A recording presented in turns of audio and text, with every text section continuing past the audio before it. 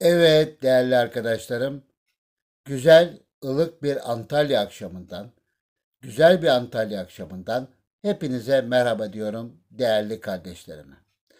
Arkadaşlar bir Top 11 videosuyla daha karşınızda olmaktan büyük bir mutluluk duyuyorum değerli kardeşlerim.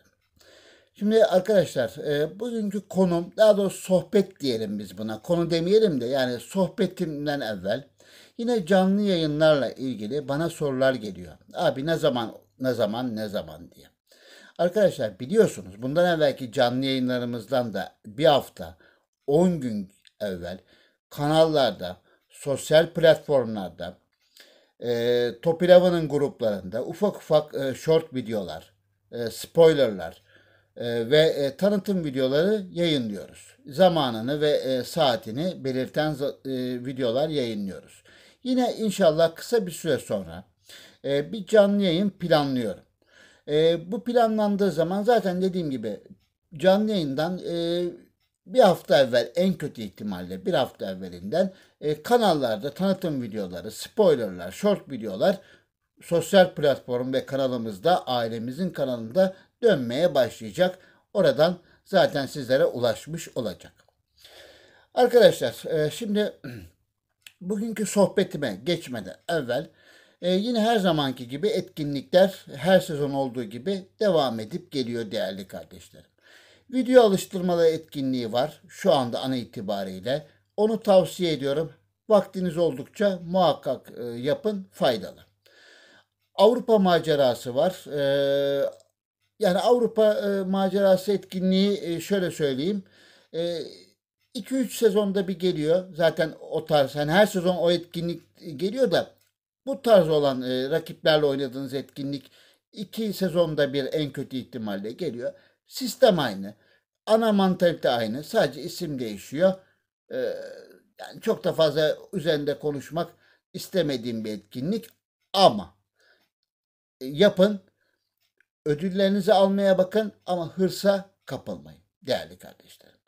Arkadaşlar bugünkü konumu yani sohbetimi diyeyim daha doğrusu tecrübe sahası şampiyonlar üzerine yapmak istiyorum.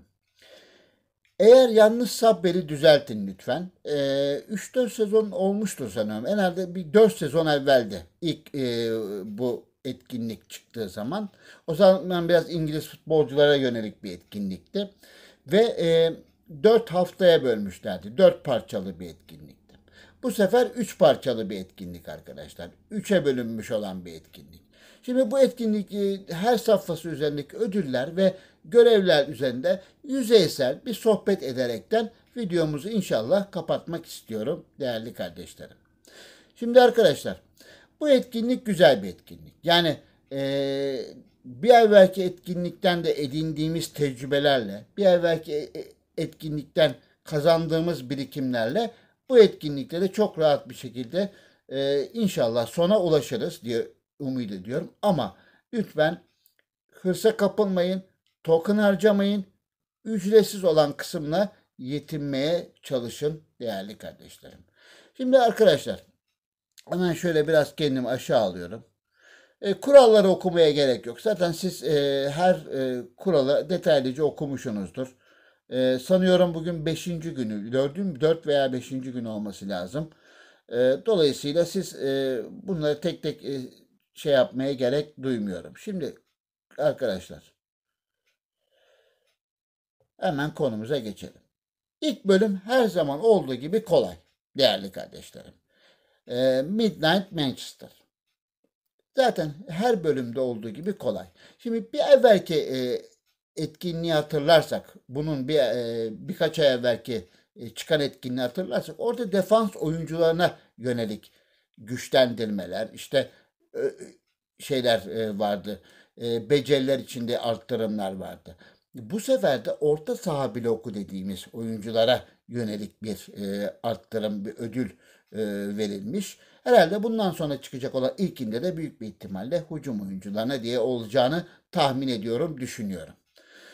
Şimdi arkadaşlar, dediğim gibi 3 parçaya bölünmüş bir etkinlik. İlkindeki Midnight Manchester'daki görevler şöyle hafif kendimi aşağı alıyorum. Maçı kazan diyor. Gayet rahat bir şekilde kazanabilirsiniz. Tabii sizin o etkinliğe girdiğiniz güce göre rakipler gelecek. Rakibiniz ona göre olacak. Bunu da unutmamak lazım. En az 2 gol at diyor. Yani hücum oynarsanız muhtemelen rahat rahat bu 5 puanı da rahat rahat alırsınız. Şimdi burada diyor ki bir yedekle gol at diyor arkadaşlar. Bakın bu şurada ne diyor? Bir yedekle gol at. Şimdi bunu şöyle yapabiliriz. Ben mesela atıyorum 3-4 tane en kuvvetli A takım ilk 11 oyuncumu yedekte tutarak başlıyorum. Bu tamamlamak için. Daha sonradan maçın 10. 15. dakikasında alıyorum. Zaten bir gol at diyor. Yani onlardan bir tanesi bir gol attığı zaman da çok rahat biçimde tamamen tamamlamış oluyorum. İlk 11'inde en az bir güçlü defans olsun diyor. Zaten her takımda olan bir özel yetenek. Yani her takımda muhakkak bir oyuncuda bu özel yetenek var. Maçın sonucu da normal sürede bitsin. Yani aslında çok rahat bir şekilde, kolay bir biçimde 140 puanı alaraktan hepsini belki bir maçta da tamamlamak şansına sahip olaraktan usta ödülü olan şu ödülü çok rahat bir biçimde alırsınız. %20 MC'ler için pozisyon alma güç. Sezon sonuna kadar geçerli olacak bir durum. Dolayısıyla token harcamaya gerek yok. Çok rahat günlük olarak, ücretsiz olarak oynayarak da ilk bölümde hiçbirinizin ben çok zorlanacağını düşünmüyorum. Şimdi arkadaşlar gelelim Madrid Magic'e. Şöyle ilk şeydeki ödüllere bakarsak zaten yani klasik daha evvelki ödüller ama bu sefer dediğim gibi orta saha oyuncularına yönelik ödüller veriyorlar arkadaşlar. Şimdi ikinci kısım yine 140 puan toplamamız gerekiyor. Bir maçta hepsini tamamlarsak da usta ödülü olan 20 closing time'ı oyuncunuza kazandırmış oluyoruz oyuncularımıza. Şimdi gol at diyor. Gol atmak için atılan gol başına 3 puan diyor. Yani dolayısıyla ne kadar çok gol atarsanız tabii ki o kadar da puanlarınız artacaktır diyorum değerli arkadaşlar. En fazla bir gol ye diyor. Biraz defansı demek ki hafif de sağlam tutmakta bu başlarda fayda var. Şimdi kendi pozisyonda oynayan bir AML için en az bir gol at diyor. Muhtemelen artık her takımda muhakkak AML var. Dolayısıyla bu da büyük bir sorun olacağını düşünmüyorum. Hiç AML'niz elinizde yoksa eğer bunun için de sakın özel bir transfer falan yapmaya kalkışmayın. Değmez. Ama muhtemelen yani %99 diyeyim. Yani bu kadar iddialı konuşayım. Her takımda muhakkak bir AML var. İlk 11'inizde en az bir penaltı uzmanı olsun diyor. Zaten her takımda muhakkak 3 aşağı 5 yukarı olan bir durum. Şimdi burada sizi zorlayacak en kısma geldik arkadaşlar. Maçın sonucunu uzatmalarda belli olsun diyor. Yani uzatmaya maçı götürün diyor. Ama penaltılara götürmeyin. Şimdi buradaki sıkıntı şu arkadaşlar. Bir abiniz olarak söylüyorum. Bir yani sohbet babında söylüyorum bunu. Şimdi bu bir konsol oyunu değil. Yani mesela atıyorum örnek vereceğim. Bir PlayStation, bir Xbox'la bir FIFA oynarken, bir PES oynarken veya bir konsol oyunda bir futbol oynarken ne yapıyorsunuz? Yani böyle bir şeyde maçı ayağınızda tutuyorsunuz. Oyuncularınızı da top çeviriyorsunuz. Ama şimdi burada algoritma oynuyor. Sizi en çok zaten zorlayacak kısım burası. Tamam taktiği veriyorsunuz, emirleri veriyorsunuz, dizilişi veriyorsunuz. Ama işte algoritma oynadığı için değerli kardeşlerim, dolayısıyla maçın sonucu uzatmalarda belli olsun. Yani işte tabii algoritma da bunu öyle ayarlayacak ki maçın sonucu uzatmalarda %90 üstünde bitmeyecek. Dolayısıyla bu görevin tamamını tek bir maçta tamamlayabilmek biraz sıkıntı olacak arkadaşlar. Şimdi gelelim öbür kısma. Öbür kısımda ne diyor? Res Reborn diyor. Yine arkadaşlar burada ödüller var. Oyun tarzları, penaltı pozisyonu, dinlenmeler, %15 şut çekme özelliği. Gençlik Akademisi için e, genel kalite antrenörü 20 token veriyor. Şimdi buradaki ödül, değerli kardeşlerim, buradaki ödül çok cezbedici bir ödül. Güzel bir ödül. 100 token. Ama şimdi buradaki sıkıntı da şu arkadaşlar. Görevlere baktığımız zaman maçı kazan diyor. Tamam, olabilir. En az 3 gol at diyor. Yani en az 3 tane gol atmanızı istiyor. 3-2 olur, 4-3 olur. Önemli değil. Yani fark istemiyor sizden. 3 tane gol atmanızı istiyor. Dönen toptan bir gol at. Şimdi arkadaşlar, dolayısıyla oyun tabii her sezon kendini yeniliyor. Özellikle yan ortalardan veya ortadan atılan şutlardan, dönen toplardan muhakkak forvet elemanları bir şekilde bir gol bulabilir. Bulabilir. Bunu da zaten geliştiriyorlar arkadaşlar. Arka planda geliştiriyorlar. Dolayısıyla bu da sizi çok zorlayacağını düşünmüyorum. Kendi pozisyonda oynayan bir STD için en az 2 gol at diyor. Yani 3 golün en az 2 tanesini en kötü ihtimalle söylüyorum. ST'nizin atmasını istiyor. İşte bu da ST'nin o anki performansına bağlı bir olay. İlk 11'inizde orta saha oyun tarzına sahip 3 oyuncu olsun diyor. Yani muhakkak vardır. İlla ki bütün aşağı yukarı 3 aşağı 5 yukarı vardır. Ama yoksa da sakın ha özel bir transfer yapmaya kalkmayın. Oyun tarzını sahip bir oyuncu almaya kalkışmayın arkadaşlar.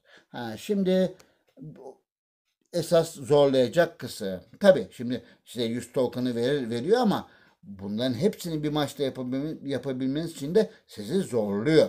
Zorlayıcı bir şey koyuyor. Bir evvelki bölümde ne diyordu? Maçı uzatmalara götür diyor. Heh, uzatmalarda sonuç belli olsun diyor. Bu sefer de bir tık daha ilerisine götürüyor işi. Maçı penaltılara götür diyor. Şimdi yine aynı şeyi söyleyeceğim. Sonuçta bu sizi oynamadığınız için, yani sizin inisiyatifinizde evet her şeyi siz belirliyorsunuz ama dolayısıyla algoritma oynadığı için değerli kardeşlerim, bu biraz güç. Bu biraz zor arkadaşlar. Yani maçı penaltılara götürmek olayı biraz burada sıkıntı yaratır. Dolayısıyla bizim elimizde olmadığı için, şablon bizim elimizde olmadığı için bu biraz sıkıntı yaratır. Tabii ki son aşamadır. Ödülü güzel bir ödül veriyor. Tabii ki sizi illaki zorlayacaktır. Bu da muhakkak. Bunun dışında arkadaşlar, zaten dediğim gibi kurallar hepiniz okumuşsunuzdur. Bugün 4 veya 5. günü çünkü etkinliğimizin. Ben hani biraz otursun diye düşündüm. Onun üzerine sohbet etmek istedim. O yüzden bugüne şey yaptım. Antrenmanlarda da tabii dolayısıyla alıştırmalarda bakın gördüğünüz gibi penaltı, ben şu an tabii açık değil. Yine böyle antrenman yaptırabileceğiniz böyle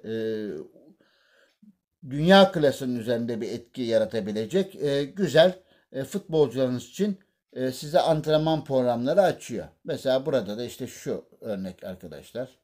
Görmüş olduğunuz gibi tabii ki çok zor. Kondisyon bir hayli fazla yiyor ama durumunuza göre yaptırabilirsiniz. Güzel olur, olmaz değil. Dolayısıyla bu etkinlik bence yapılabilir. Zorlayacak kısımları var mı? Bölümler içinde, görevler içinde kesinlikle var arkadaşlar. Fizik şeyde yok galiba, büyük bir ihtimalle yok. Evet, savunma kısmında var.